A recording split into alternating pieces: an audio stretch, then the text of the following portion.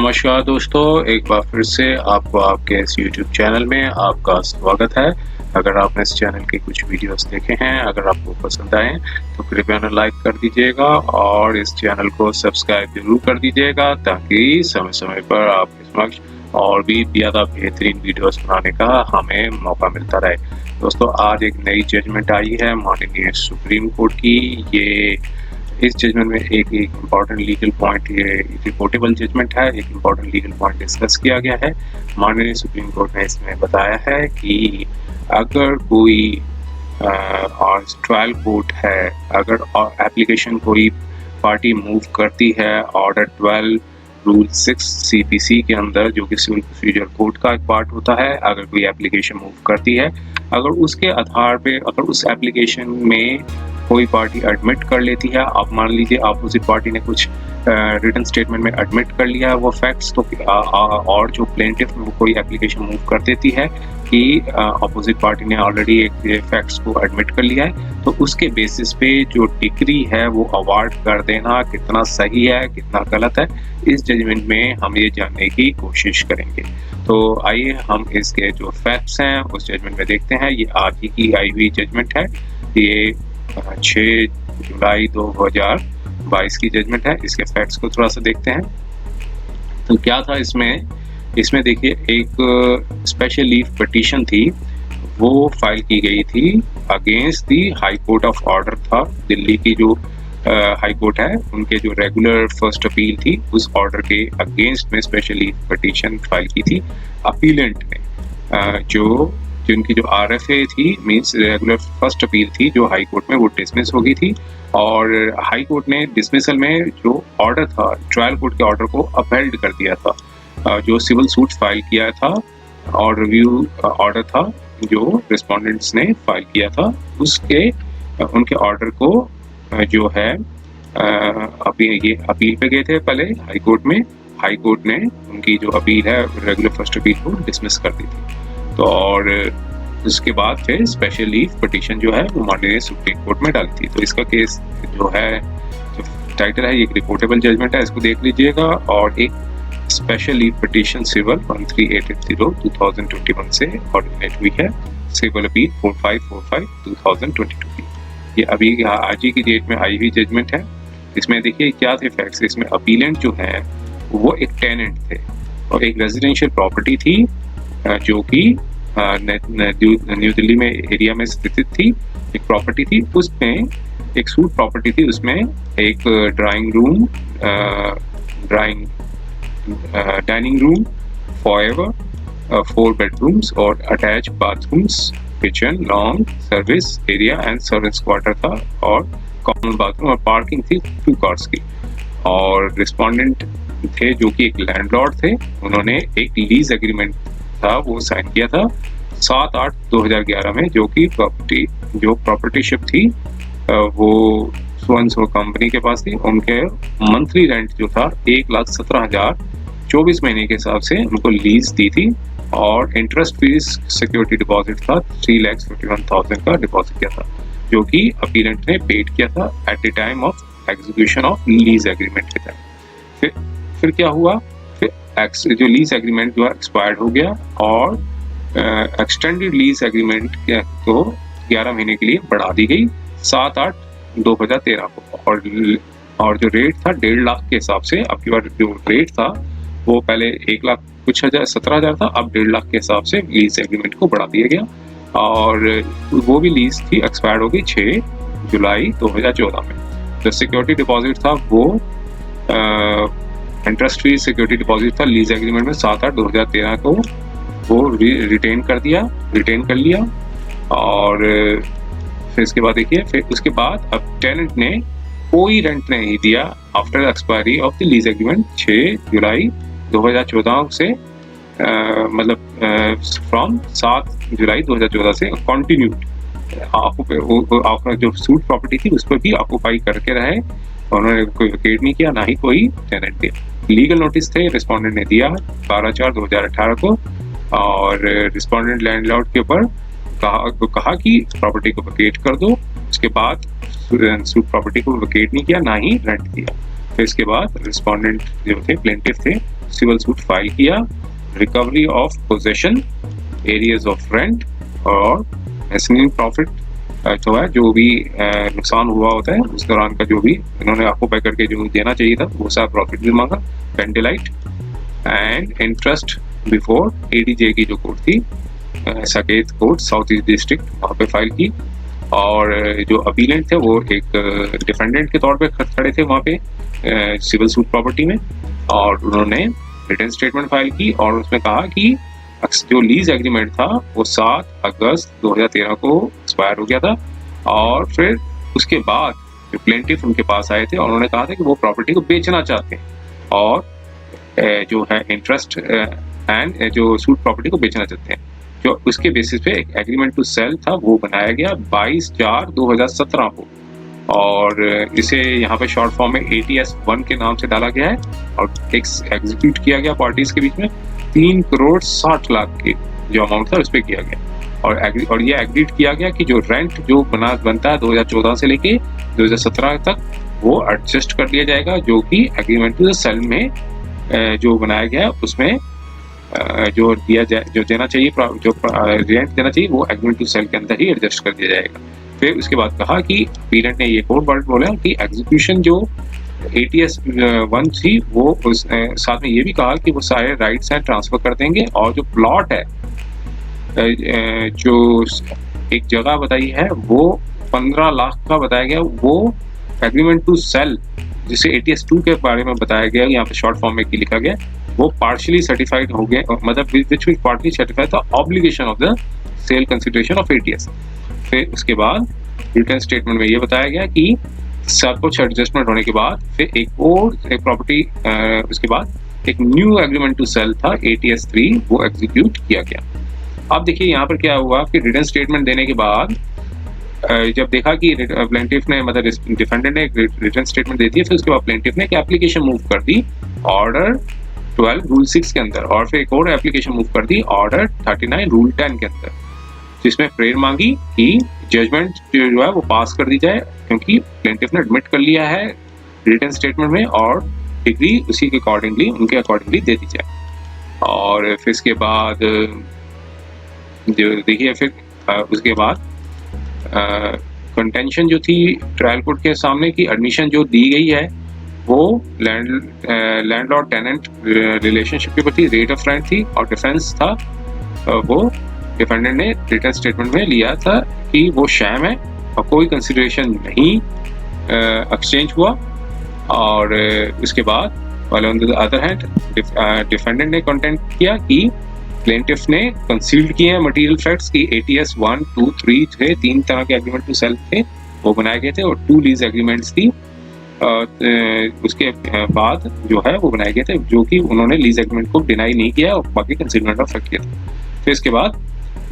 जो एक्सपायरी होने के बाद ही लीज को एक्सटेंड किया गया। रिस्पोंडेंट प्लेंटिफ ने अप्रोच रिस्पोंडेंट मतलब जो प्लेंटिफ थे वो जो किराएदार के पास आए और कहा कि वो मकान को बेचना चाहते हैं, और फिर इसके बाद जो अमाउंट था वो एडजस्ट किया जाएगा एग्रीमेंट टू सेल के अंदर, जो भी रेंट था वो बनता था एग्रीमेंट टू सेल के अंदर ही एडजस्ट किया जाएगा। और इसके बाद बताया कि ATS जो था वो 22/4/2017 को एग्जीक्यूट किया गया बाय रिस्पोंडेंट प्लेंटिफ ने in the favour of defendant के फेवर में किया गया, और अपीलेंट ने कहा कि वो 3,60,00,000 देंगे कंसिडरेशन पे। और फिर इसके बाद बताया कि डिफेंडेंट जो है वो ट्रायल कोर्ट में आ गए, मतलब डिफेंडेंट ने ट्रायल कोर्ट के सामने कंटेंशन रखी कि 4.7 करोड़ के भी पहले कंसिडरेशन रखी थी, लेकिन कुछ एनॉर्मस अर्नेस्ट अमाउंट था साइन करने से पहले ATS के लिए, तो इसलिए अमाउंट को रिड्यूस कर दिया गया 3,60,00,000 का। आप आगे देखते हैं। फिर इसके बाद ये बताया कि सेकंड जो एग्रीमेंट टू सेल थी वो साइन की गई थी, जिसमें अपीलेंट जो थे वो अपने राइट्स, जो कि लैंडलॉर्ड मतलब जो टेनेंट्स थे वो अपने राइट्स और टाइटल थे वो जो एमोलोहा जो जगह है वहाँ पे जो रिप्रेजेंटेटिव से के जरिए वो है रिस्पोंडेंट को दे देंगे, जो कि लैंडलॉर्ड है 15 लाख के अमाउंट पे, जो कि जो 15 लाख की अमाउंट है वो भी एडजस्ट हो जाएगी 3.6 करोड़ जो कि रिस्पोंडेंट को देना है। पेबल टू रेस्पोंडेंट मतलब जो है किराएदार जो है वो मालिक को मतलब लैंडलॉर्ड को देंगे। फिर एग्रीमेंट टू सेल जो था वो एग्जीक्यूट किया गया था बिटवीन पार्टीज में और उसके बाद एडजस्टमेंट हुई थी। तो ये सारी चीजें बताया कि ये सारे फैक्ट्स हैं जो लैंडलॉर्ड ने अपनी पिटीशन में नहीं बताए थे और फिर डिफेंडेंट ने आर्ग्यू किया कि ट्रायल कोर्ट के समक्ष आर्ग्यूमेंट रखा कि इलाहाबाद बैंक गए थे कि अमाउंट 1.7 करोड़ दे दिया जाए, लेकिन जो अमाउंट था वो रिफ्यूज कर दिया क्योंकि प्लेंटिफ ने रिफ्यूज कर दिया कि कोई सेल डीड नहीं बनाई जाएगी। तो इसके बेसिस पे कोई क्लियर और कैटेगरी इट इज सबमिटेड कि कोई क्लियर और कैटेगरी एडमिशन नहीं हुआ उसकी साइड पे। रिटन स्टेटमेंट जो फाइल की गई है और सूट जो है वो क्या कहते हैं सूट के अंदर ही पूरी तरह से पढ़ना चाहिए, ना कि कुछ जो पार्ट्स हैं जो उसने रिटन स्टेटमेंट में दिया गया है उसके पार्ट्स को पढ़ने के बजाय पूरा सूट जो रिटन स्टेटमेंट उसको पढ़नी चाहिए। तो उसके बाद जो ट्रायल कोर्ट थी उन्होंने मटेरियल्स को परस्यू किया और पैरा 17 में एक रिकॉर्ड किया कि अनडिस्प्यूटेड फैक्ट्स हैं कि प्लेंटिफ ने जो है वो एब्सोल्यूट ऑनर है सूट प्रॉपर्टी के, जो कि डिस्प्यूट नहीं किया जाता है। आइडेंटिटी ऑफ प्रॉपर्टी को भी डिस्प्यूट नहीं किया गया। जो लीज एग्रीमेंट किया गया है प्लेंटिफ और उनके बीच में 1,17,000 का वो भी डिस्प्यूट नहीं किया गया है। इंटरेस्ट फ्री सिक्योरिटी डिपॉजिट थी वो भी डिस्प्यूट नहीं की गई है। तो देखिए कई फैक्ट्स थे उन्होंने रखे थे। उसके बाद जो है फिर बाद में बताया कि ट्रायल कोर्ट ने इसकी डिफेंस को भी देखा कि अपीलेंट ने जो रिटन स्टेटमेंट जो दी है मतलब लैंडलॉर्ड ने रिटन स्टेटमेंट दी थी उसमें कहीं मेंशन नहीं किया कितना अमाउंट जो है बयाना के तौर पे एटीएस मतलब जो एग्रीमेंट टू सेल बनाया गया था। तो फिर ये एक कॉम्प्रिहेंशन ऑफ द कोर्ट की उससे क्या रोक रहा था अपीलेंट को, ये सारे जो अमाउंट जो आपने बयाना के तौर पे दिया है तो इसके बेसिस पे कोई डॉक्यूमेंट भी नहीं दिया है डिफेंडेंट ने मतलब जो मतलब टेनेंट ने कि क्वांटम ऑफ द अमाउंट कितना कंसिडरेशन पे देना है और विदाउट एनी कंसिडरेशन एटीएस जो बनाया गया बिना कंसिडरेशन के उसका कोई सिग्निफिकेंस नहीं बनता है। और फिर बताया कि एटीएस जो 3 बनाई गई थी अमोलोहा प्रॉपर्टी में वो भी रिलाई नहीं की जा सकती है और फिर कोई ओरिजिनल टू सेल का जो भी एग्रीमेंट टू सेल का भी कोई डॉक्यूमेंट नहीं फाइल किया है। तो ये सेटल प्रोपोर्शन ऑफ लॉ है कि परचेजर जो है वो ऑनर नहीं बन जाता है तब तक कि टिल ये रजिस्टर सेल डीड एग्जीक्यूट ना हो जाए। तो जब रजिस्टर सेल एग्जीक्यूट हो जाए इन दिस फेवर और टेनेंट लैंडलॉर्ड का रिलेशन जो है वो खत्म नहीं हो जाता है, सिर्फ वो एग्रीमेंट टू सेल के बेसिस पे। एग्रीमेंट टू सेल आपने बनाया तो उसके बेसिस पे आपका रिलेशनशिप, चूंकि लैंडलॉर्ड ने एक एग्रीमेंट टू सेल बनाया और आप उसके बेसिस पे जो है उसका जो रिलेशनशिप है वो खत्म नहीं हो जाता। तो फिर उसके बाद ट्रायल कोर्ट ने जो लैंडलॉर्ड की जो पिटीशन थी उसको अलाउ कर दिया और ऑर्डर 6 रूल 6 के अंदर कहा कि क्योंकि मतलब टेनेंट ने एडमिट कर लिया है सारे फैक्ट्स को और पोजेशन है वो दे दी जाए और जो सूट है वो डिक्री कर दिया again in the favour of the landlord. फिर उसके बेसिस पे लैंडलॉर्ड मतलब टेनेंट ने एक रिव्यू डाली 1/10/2020 में जो कि ट्रायल कोर्ट ने वो भी डिसमिस कर दी। उसके बाद रेगुलर फर्स्ट अपील डाली हाई कोर्ट के सामने, हाई कोर्ट ने भी वो पिटीशन जो है वो टेनेंट की डिसमिस कर दी। उसके बाद सुप्रीम कोर्ट में आए, सुप्रीम कोर्ट ने काफी लीगल इश्यूज डिस्कस किए। लास्ट में हम इसके आर्गुमेंट्स के बाद हम चलते हैं फाइनल में क्योंकि इसमें काफी लेंथी हो जाएगी। और फिर इसके बाद में बताया कि देखिए सुप्रीम कोर्ट ने बताया कि 22 नंबर पैराग्राफ में देखिए कि आर्गुमेंट्स दोनों पार्टीज ने एडवांस किए, लेकिन हम ये अप्रिशिएट करते हैं कि ट्रायल कोर्ट ने अपॉर्चुनिटी दी कि अफोर्डिंग ट्रायल कोर्ट ने अफोर्डिंग अपॉर्चुनिटी दी कि लीड करा एविडेंस को, लेकिन सिर्फ एडमिशन के कर देने से कि एग्जीक्यूट की है लीज एग्रीमेंट और रेट ऑफ रेंट और monthly payment simultaneously the defence taken by the defendant is also, जो डिफेंडेंट का जो मतलब टेनेंट का जो डिफेंस था वो भी इसके बेसिस पे था कि उन्होंने एग्रीमेंट टू सेल जो है 1, 2 और 3 बनाया था। तो ये कंटेंट्स को रेज किया था एग्रीमेंट और डिफेंस जो था वो लिया गया था, जो कि डिफेंस था डिफेंडेंट का वो प्लॉजिबल था। ये matter of its not a matter of trial which may be appreciated after granting opportunity to lead evidences. It's not a matter of trial which may be appreciated कि जो कि एक evidences को lead करके ही जो है रिस्पेक्टेड पार्टीज जो evidence lead करेंगे तो भी वो साबित कर सकें, not mainly on the basis of this कि एक एडमिशन कर लिया है। तो कहा, कोर्ट ने आगे कहा कि एडमिशन हो सकता है कुछ रिस्पेक्ट ऑफ टेनेंसी पे और as per the lease agreement, लेकिन जो डिफेंस लिया गया था वो भी रिक्वायर्ड टू भी looked into the by court, means जो टेनेंट ने जो डिफेंस लिया है उसको भी ट्रायल कोर्ट को देखना चाहिए। सिर्फ इस बेसिस पे नहीं कि सिर्फ एडमिशन कर लिया तो चलो डिग्री दे दी जाए, डिफेंस को भी पूरा देखना चाहिए। तो फिर साथ में बताया कि जो है जस्टिफिकेबिलिटी तभी हो पाएगी डिफेंस की जगह फुल फ्लैश ट्रायल किया जाए। तो हमारी नजर में जो ऑर्डर 12 रूल 6 है कि एडमिशन जो है वो क्लियर नहीं थी और कैटेगरिकल नहीं थी, तो जो डिस्कशन जो थी कोर्ट की कि जो डिफेंस है आज टू बी टेकन बाय जो विदाउट डीलिंग, जो डिफेंस लिया था उसको डील किए बिना जो ऑर्डर दे देना वो ठीक नहीं है, क्लियर नहीं था, इसलिए तो फिर ऑब्जर्वेशन जो दी गई वो मेरिट ऑफ दी की क्या अफेक्ट करती है। तो we are not recording any finding either on the suit of tenancy और with respect to defence taken by the defendant. तो फिर कोर्ट ने जो है ऑर्डर जो एप्लीकेशन में जो ऑर्डर दिया गया था कि एडमिशन कर लिया ऑन द फैक्ट को, उस एप्लीकेशन के जो ऑर्डर को सेट असाइड कर दिया, मींस ट्रायल कोर्ट के ऑर्डर को सेट असाइड कर दिया, डिग्री को भी सेट असाइड कर दिया और हाई कोर्ट का ऑर्डर को भी सेट असाइड हो गया। और फिर कोर्ट ने कहा कि हमने डायरेक्शन देते हैं कि एक एडमिटेड फैक्ट थी कि एक्सटेंडेड लीज एग्रीमेंट थी और फिर इसके बाद भी जो है रेंट को इंक्रीज किया गया था, तो ट्रायल कोर्ट को पहले डिसाइड करना चाहिए issue of the payment of monthly rent applying the said lease increase on year two year basis, और उसके बाद एप्रोप्रिएट ऑर्डर्स पास करने चाहिए और जो भी एरियंस बचता है और deposit of regularly month rent और जो सीएस पेमेंट है और आर मे बी आगे वर्ड लिख दिया कि ये पेमेंट है may be subject to the outcome of the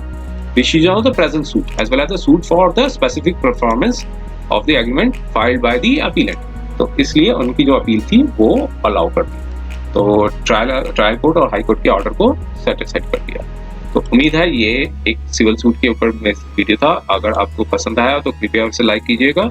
ये और इस चैनल को सब्सक्राइब जरूर कर दीजिएगा ताकि समय समय पर आपके समक्ष और भी बेहतरीन वीडियोस बनाने का हमें मौका मिलता रहे। समय देने के लिए बहुत बहुत धन्यवाद।